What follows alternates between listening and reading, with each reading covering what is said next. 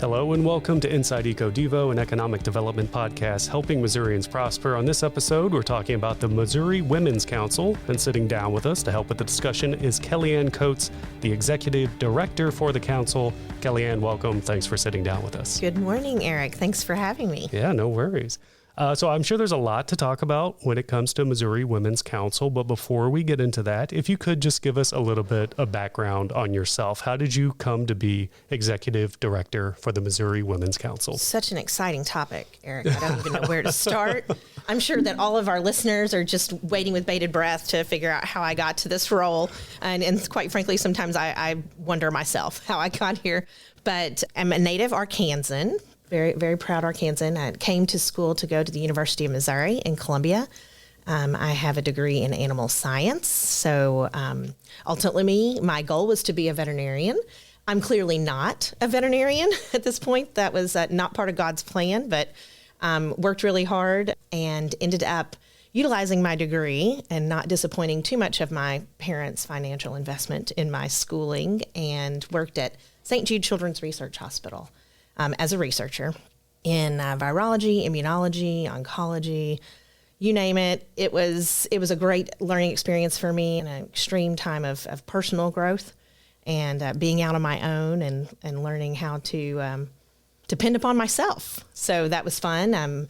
I was there for quite some time, living in Memphis, Tennessee for 9 years. I was a volunteer for the Mizzou Alumni Association and eventually became president of the chapter in Memphis. So I was doing a lot of work on behalf of the university, and many of the leadership folks from Columbia would come down and host things. So I got a lot of exposure to them. And one time when I was in Columbia, they said, "Hey, have you ever thought about doing fundraising?" And I said, "No, I have not," because I'm a scientist.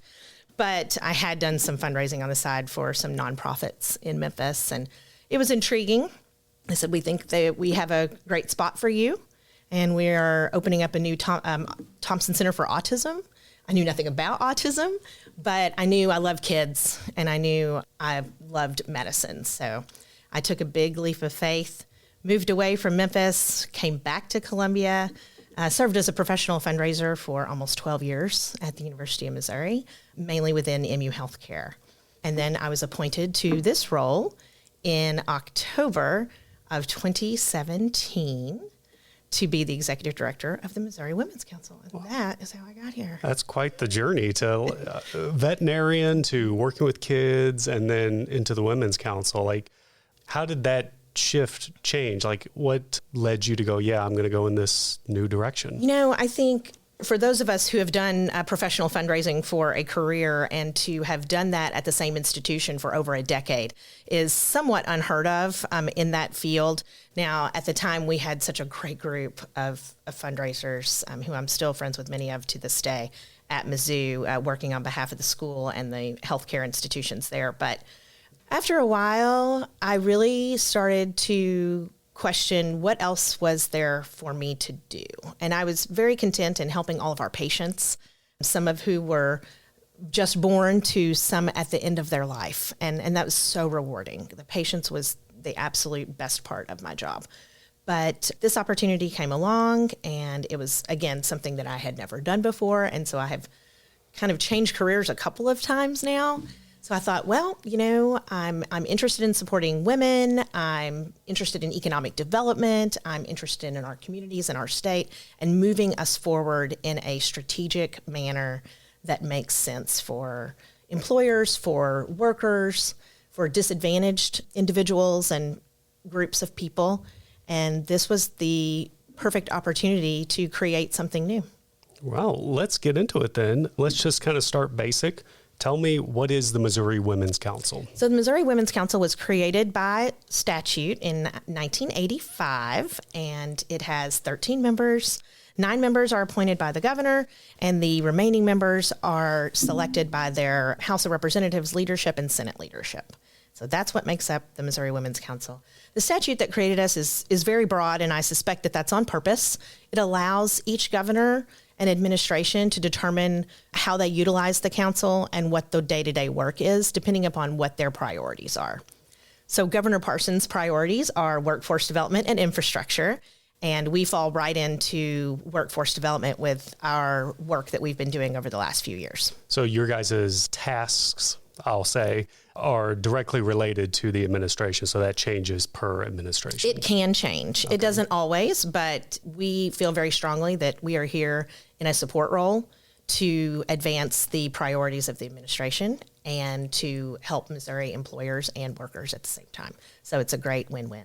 And those individuals that make up the council, any rhyme or reason for those specific people to be picked? Is it in line with the tasks? No, not necessarily. They're all at the discretion of the governor to appoint them. Gotcha. Okay. So I know there's some developments, for lack of a better term, for recent things that you guys are doing. But before we get into that, kind of just stepping back a little bit, I know there's a lot of work that the Women's Council was doing during the Show Me Recovery efforts that were going on. Can you tell me a little bit about what was happening there? Absolutely. So during the pandemic, we ended up having to cease our programming, which was taking place in the women's prison in Vandalia. So we were focused on a program called Aspire Mo that we created ourselves, and it was an entrepreneurship training program. So we had 2 classes graduate.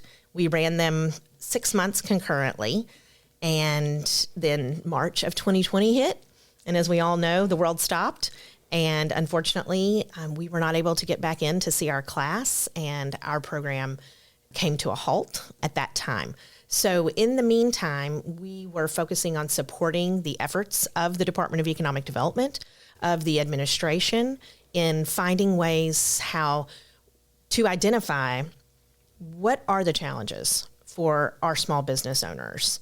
And what are solutions that we can logically come up with that will help them to get through this pandemic? As you know, many businesses closed.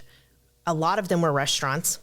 Many were retail stores. With all of the restrictions that the federal government placed on everyone, thankfully, we had some very good foresight in trying to keep some things opened and reopened sooner than maybe some other states. So I feel like we were a bit more resilient than some other states around us and businesses. But the governor signed an executive order to create something called the Show Me Strong Recovery Task Force. And he appointed members to that task force, along with our department chair, Rob Dixon, our department director at DED at the time, and Director Anna Hugh from the Department of Labor Industrial Relations. So they co-chaired this task force. The governor appointed a nice mix of people who represented all different areas in business, different demographics, different parts of the state. It was a tremendous group that I still talk to many of them to this day. And that was a year and a half ago, I guess. So we embarked on a 7-city listening tour where we went all across the state of Missouri and worked with our chamber partners and worked with our community colleges and worked with our economic developers all across the state to pull small business owners together to have a frank conversation and really delve into what were their challenges. What did they see as opportunities to help get them back on track and to recover from this historic pandemic? Yeah, I know on that listening tour, you and I kind of embarked on a lot of business trips and talking to a lot of small business owners, several of which were women or minority owned. Mm-hmm. Although I was there and I know some of this, I kind of feel like I was on the fringe of it, just, being the person capturing the sights and the sounds of it all. But you were not on the fringe. You were right in the middle of all of it, Eric. Right. You were there with me in St. Joe and Kansas City and Prospect. And I try not to take too much credit because I feel like I was just kind of support there myself. Right. But you did great. So Eric, by the way, for all of you who are listening, what he's not telling you is that Eric created videos for us of different business owners, and we actually went to their locations, filmed B-roll. He interviewed them. He asked really great questions, and then he came back and edited these videos that we were able to use on social media, and we were able to create for the governor to tell the story. Because telling the story, it's one thing to have a report, right? And that was one of the things that was included in the executive order, that we shall give a report to the governor before the end of the year with our findings and our recommendations. But it was just so much more than that. And we really wanted, if we were going to take our time and other people's time to do this, we were going to do it 150%. And Eric's involvement with that just was the icing on the cake. And so thank you again for that. I appreciate it. No problem. You talking about the report. What was some of the findings from a Missouri Women's Council point of view? So one of the items that was also specifically indicated in the executive order addressed minority and women-owned businesses. So obviously the Women's Council will come in on the women-owned business side of things. So we wanted to make sure that we were including all different types of businesses owned by all different types of people, no matter whether you're male, female, or what your ethnicity was or where you were from. And we wanted to make sure that we were really tapping into all of the businesses that make up our thriving small business community in the state of Missouri. It's still kind of going on, like ARPA kind of feels like CARES Act 2.0, which was kind of associated with Show Me Strong Recovery. But what was the ultimate outcome that came out of all that? Right. So we partnered with the Federal Reserve Bank of St. Louis, along with embarking on our 7-city listening tour. So we did surveys of hundreds and hundreds of business owners. And without a doubt, and you know, Missouri is a very diverse state. So they say if you've been to one part of the state of Missouri, you've been to one part of the state of Missouri. Yeah. And that was really important to us to see, are there differences? Like, because we know that there are different needs in different parts of the state. But for this, it was a resounding, the number one challenge for small business owners was workforce, and the number 2 was supply chain. So we identified what those challenges were. And then we also recommended some budget items for, as you said, the ARPA money. So the second round of federal recovery dollars allowed for small business grants, and we were able to recommend that there be a set aside for women and minority-owned businesses. And the governor did include that in his budget, and the legislature did pass that budget. Yeah. So this was really historic and really exciting work for the Women's Council to be involved with, along with the rest of the team at Economic Development. Yeah. A lot of the teams and programs that we've talked on this podcast here, when it comes to the CARES Act, that's kind of spawned additional work out of that, whether it's something related to ARPA, whether it evolved into something else. I'd imagine it's similar to Women's Council. Where did that work lead you, and where are you at today? Absolutely. So that's a really great question. So definitely spent a lot of time on the Recovery Task Force as the lead staffer on that task force. I was responsible for administering and executing and planning all of the activities of the task force, and then ultimately responsible for the final report to the governor. So within no pressure, that, right? no pressure. Never done that before. They're like, here, Kellie Ann, do this. And I'm like, okay. So it was great, though. I mean, it was a great learning experience. And like I said, these task force members are tremendous, and they are advocates for all areas of business in the state of Missouri. So we call upon them to this day to help advise us, and including the ARPA grant.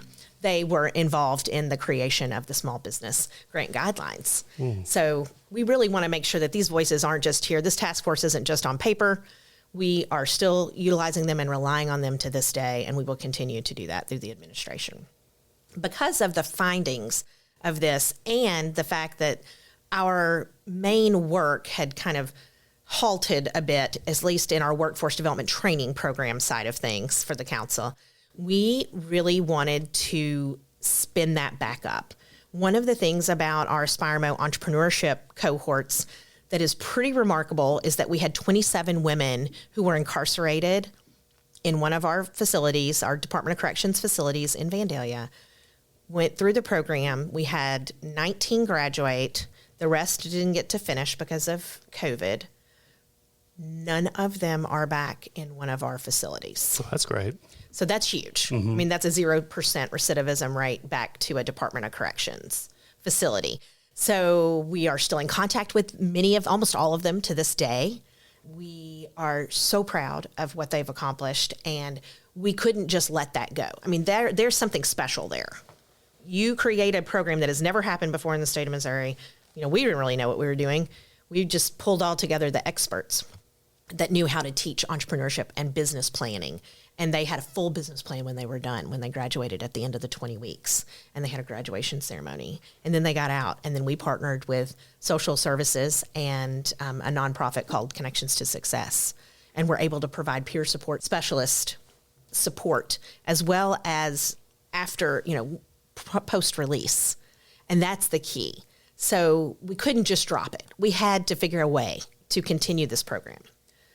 With workforce and supply chain being the two largest concerns, we started looking at the industries in the state of Missouri. We started looking at all of the big companies that the Department of Economic Development, that Missouri Partnership, that many other economic development groups around the state were recruiting to come to Missouri or expanding. And the majority of them are all in manufacturing or distribution. Manufacturing is a vital part of our economy and our workforce. So we thought, why don't we take this AspireMo model and pivot a little bit, and I hate to say that word, I'm going to say retool, because we're talking about manufacturing. We're No going pun to intended. no pun intended. We're going to retool our AspireMo entrepreneurship program and make it a warehouse manufacturing and supply chain training program with industry recognized certifications. How are we going to do that? I did not know, but we were going to do it. So we started putting our feelers out all across the state of Missouri, looking at partners who could potentially help us provide that specialized training. And we were very fortunate to connect with Missouri Enterprise, which is an organization based out of Rolla. And this is what they do. They help support manufacturers across the state, and they provide training. So we were able to get together with them, show them a little bit about our AspireMo model and the success that we had, along with the support of the governor's office, the lieutenant governor's office, of the state departments, Department of Corrections, Department of Economic Development, Department of Higher Education and Workforce Development, Department of Social Services. So many groups were coming together and saying, yes, this is a worthy project. How can we make this happen? In comes ARPA funding, and there was a workforce development training program. So Missouri Enterprise applied for the training funding, and they were awarded a grant, which means we can now officially start AspireMo 2.0. There's a lot of information there. I know. I kind of want to pick it apart and Okay. kind of dive into some things that were kind of sticking out to me. Okay. You were talking about the women's correctional facilities and the work that was going on there. Hopefully this isn't a tough question, but why that avenue? Why focus on incarcerated women over, maybe existing businesses? And not to say you weren't helping existing businesses, Sure, but it seemed 'cause like we there were. was, Yeah. This seems like there was a primary focus there. So women who are incarcerated are at such a disadvantage when they come out. They've got a felony on their record. This makes it very difficult for them to find anywhere to live. It makes it difficult for them to find a job. Most of them have children that they are also trying to support, and typically are not getting any child support from the fathers. So we had a really great relationship with the Department of Corrections and their director, Ann Precythe, along with their reentry manager, Ken Chapman. There was a real focus on advancing women within that Department of Corrections. So back in 2017, when we came up with this, or 2018, when we came up with this idea, Missouri had the fastest growing female incarceration rate in the country. And at first I didn't know what that meant. Like, what does that mean? I'm not involved in criminal justice other than my dad was chief of police. So that's really law enforcement side, not necessarily this side. So I really didn't know what that meant. And I kind of took a step back. And as I was listening to Director Precythe explain to one of our senators this, I kind of realized, I was like, okay, wait a minute. I said, does that mean Missouri is putting away women faster than any other state in the country? And she said, yes. So there are many reasons as to why that may be. Missouri obviously has some pretty strict laws when it comes to drugs and marijuana. And obviously we're seeing some of that stuff changed. And we're also seeing legislation that are expunging records of people who have these smaller drug offenses. But the women, many of them were coming back because they were on parole violations. And so they just get taken right back. And that just puts them that deeper in the hole and potentially having to serve longer of their original sentence and then potentially additional time, depending upon what got them a parole violation. So ultimately, from the beginning, the reason why women that are in our facilities was that we were putting them away faster than any other state, which meant we had quite a few of them there. And the director had the foresight of saying, we've got to do something about this and we have to help them because we don't need them back. This is a generational cycle and it doesn't just affect them. It affects their children. It affects their mothers, their fathers, their brothers, their sisters. Children who have parents that are incarcerated are 5 to 8 times as likely to be incarcerated themselves. So it wasn't just the women, although that's our angle. We really are looking at a holistic approach. So out of that work, the work that's continuing with incarcerated females, any success stories you can share there that is related to the work that was going on? Absolutely. So it's very timely that we're doing this podcast now at the beginning of February, but we just actually had a Missouri Women's Council gathering, meeting, if you will, AspireMo alumni gathering in St. Louis. So we had 10 of our graduates. So our graduates live all across the state, but we were able to get 10 of them together at Emo's Pizza on Forest Park Avenue on a Sunday at lunch and have a meeting, if you will, of sorts. And we went around the room and everyone gave an update about how they were, what they were doing, what their challenges have been, what their struggles have been. We, ultimately this was an entrepreneurship training program. We've got 5 women that have their LLCs now. Wow. Yeah, out of 19 that graduated from the program. And that's really pretty good. I mean, the idea of this was not that they were going to start a business the minute they walked out of prison. Starting your own business is one of the hardest things you can ever do. Being a business owner is one of the hardest things you can ever do. And we knew that we wanted to give them some extra tools in their toolbox to be successful at their reentry, to be able to get a job, to have mock interviews, to have a resume ready, to have a support system that was really going to help them get off on the right foot and hopefully not come back. So many of these women have their LLCs. We've got one in particular, Jean.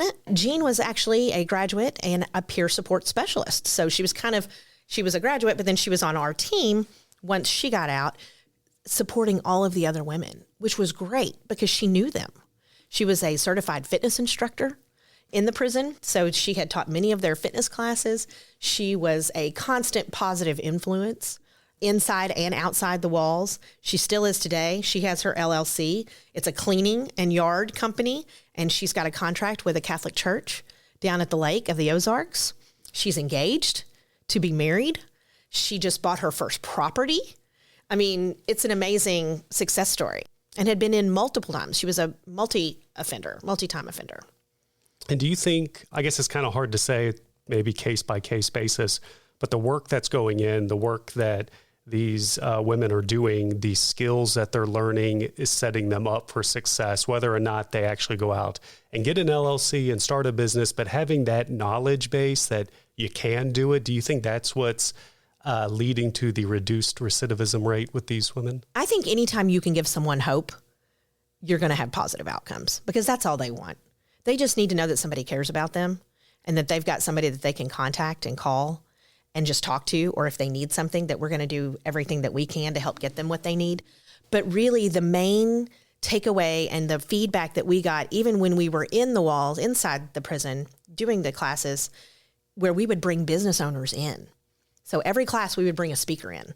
Typically that would be a woman business owner, and she would share her story and then answer questions. We also had First Lady Teresa Parson come in and teach a financial literacy class. I believe that's the first time a First Lady has ever been inside of a prison, much less taught a class, and brought her own handouts. Kudos to Teresa Parson. She did a great job. But they were just shocked. They were absolutely shocked that somebody cared about them. They're like, we can't believe somebody cares about us. We can't believe somebody wants to invest in us. To start this program, we had to raise private money for it. This was not budgeted. This was just some crazy idea I had, and then I had to pull people together, and then we had to make it happen. But you've got to have money to make programming happen, and we were able to raise $10,000 pretty quickly. Obviously, as a professional fundraiser in my past, I had a few relationships, and we had some women business owners that stepped up to the plate and were some of our original investors. We had Susan Hart of Columbia, who owned her own construction company. We had Elizabeth Huber here in Jeff City with Huber and Associates invest in us, Veterans United Foundation, which most people know that organization. My personal friend of mine, Beverly Smith, wrote a check for us because she believed in what this program could do. And to think that all of these individuals and organizations, we hadn't started this. This was not a proven thing. This was just an idea, and they believed in it. And then it grew. And so we're very excited that they were with us and supporting our ladies from the very beginning. Yeah, it definitely sounds like a proof of concept saying, hey, we can do this, we can make it work. And you were mentioning that through that work, you guys were able to take that model, retool it for the manufacturing sector, I'll say. Right. And through the Missouri Women's Council, is that retooling focusing on women in that industry, or is it holistic, whoever's in that industry is benefiting from this retooling of the program? So that's a really great question. We're hoping to make this a model that they can replicate in the men's facilities as well. So we are focusing our pilot on women because that's what we have done in the past, and it has shown that it works very well. Women and men are very different individuals, as you know, and a woman's path to prison is not the same as a man's path to prison. So we are able to connect with the women very effectively, and we're going to continue that as we pilot this new manufacturing, warehouse, and supply chain training program. But we're also working with companies from across the state of Missouri. So within that application process, 26 companies signed letters of support that stated they would interview people who graduated from this program for jobs as they were available, but they were from every corner of the state and the metros and, of course, mid-Missouri. They had letters of support from statewide office holders, from senators, from people that Missouri Chamber of Commerce, Missouri Association of Manufacturers, Missouri Association of Food Processors. They really pulled everyone together to get behind this. And that's going to be the next phase, is creating this training program. They have a really great plan. Missouri Women's Council is a critical part of that execution and creation of that plan, as well as Missouri Department of Corrections. We're also partnering with social services to make sure that these women are getting all of the access to all the programs that they're entitled to, as well as the Office of Workforce Development within the Department of Higher Education and Workforce Development, to make sure that they know about MoJobs, to make sure that they're in their system, to take advantage of all that our job centers across the state have to offer to help them to get on the right path. I mean, you mentioning that women and men are different in certain paths and all that, but I would imagine the support structure, you support somebody, you're going to set them up for success. And so I think it's just finding the way you do that, I suppose. Right. Yeah. Exactly. Okay. So you had mentioned that you guys are piloting the program. Has that pilot launched yet? Still working on it? Where are you guys at there? So they just awarded, or announced, I should say, the workforce grant. And that was, I think, last week. And this is tied to that? Yes. Okay. So this is how they are going to do the program, is through the ARPA workforce grant. And so planning has already begun. The application process was very intensive, I believe, and they had a really solid plan to begin with from there. So now it's just building off of that plan, like you said, doing the tasks, doing the to-do lists, the checkoffs, getting everything in order, working with the Department of Corrections to get the space ready. It will be in Chillicothe. We have 2 women's prisons here in the state of Missouri. One is in Vandalia and one is in Chillicothe. This programming will be happening in Chillicothe. So I know work is continuing. You guys are dotting all the I's, crossing all the T's. How do you think it's going so far? I think, again, there was we had a great plan from the beginning. And I think that's the key, right, to any successful program or product or whatever it is whatever it is that you're working on. The tremendous amount of support when people were invited to come in and support this project was unbelievable.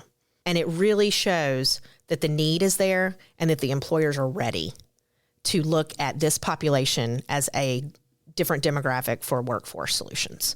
And that's really what we're providing here, is we're providing a workforce solution.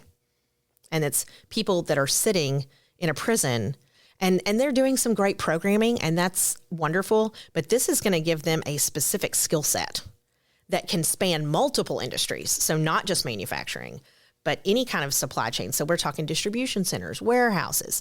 We've got Amazon, we've got Chewy, we've got Dollar General in Fulton. We've got all of these different distribution centers and then manufacturers all across the state, that any of these ladies could step into a role there. So outside of the work that's happening right now with the grant, Aspire Mo, and all that, anything else going on within the council that you want to talk about? We actually are helping to support the second annual.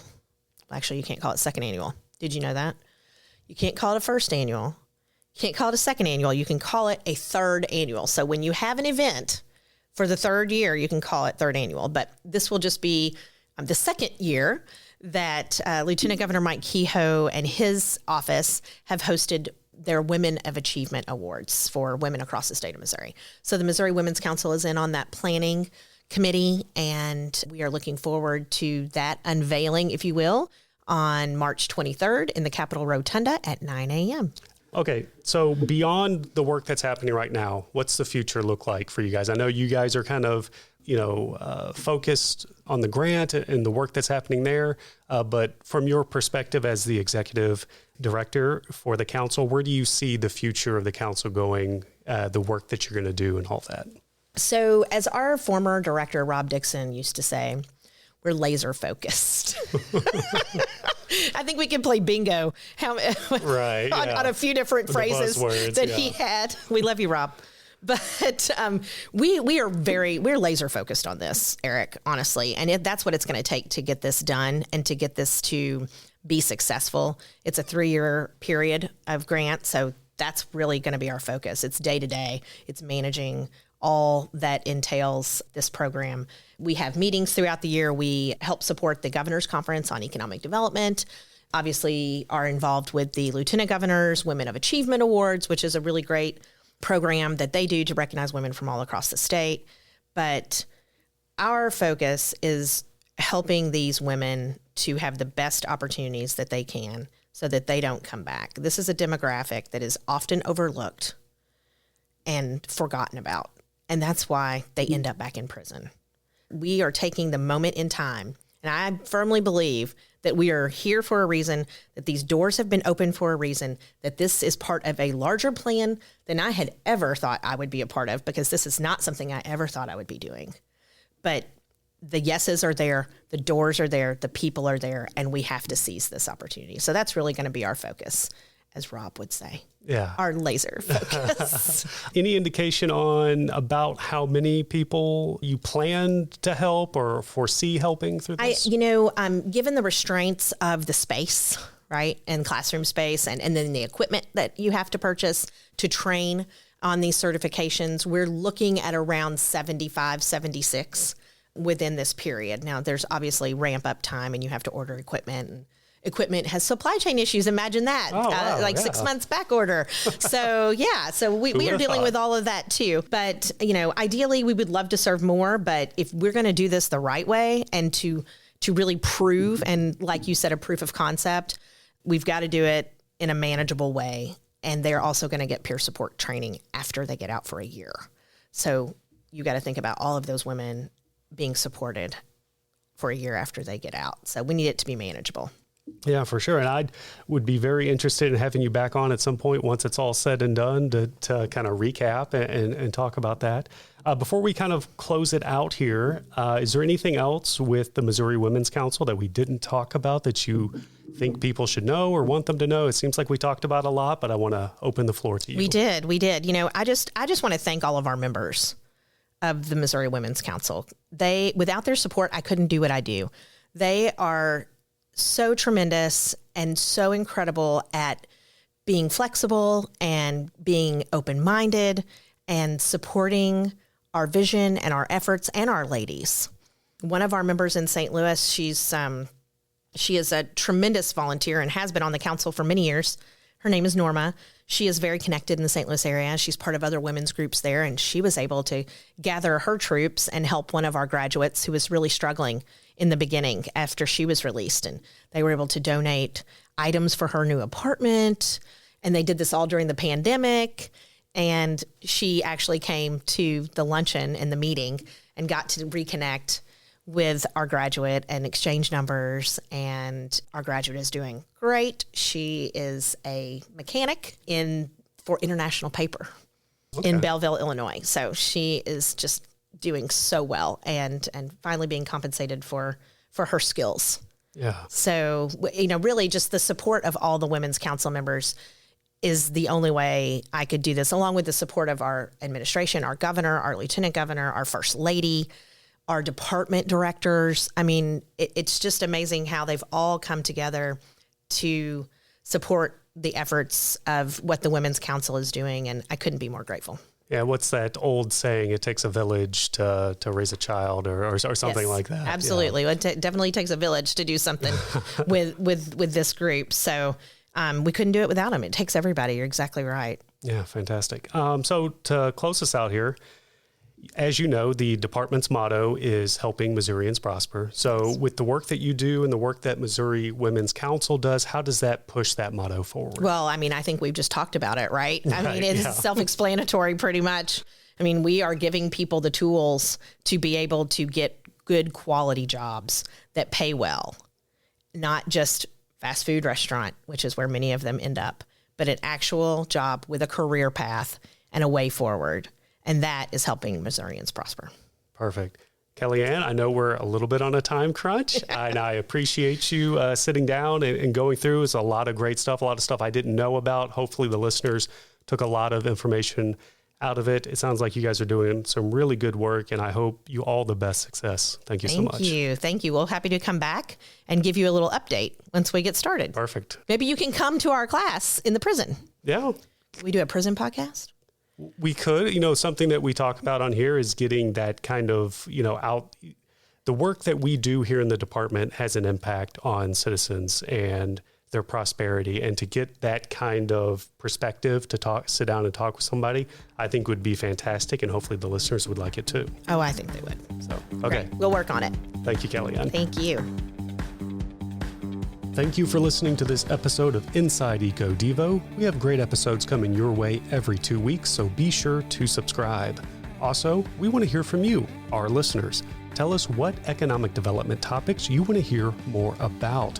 This helps us fulfill our motto of helping Missourians prosper by bringing content to our listeners that they want to hear. Leave a comment on an episode or send an email to ded.communications@ded.mo.gov and stay tuned for more Inside Eco Devo.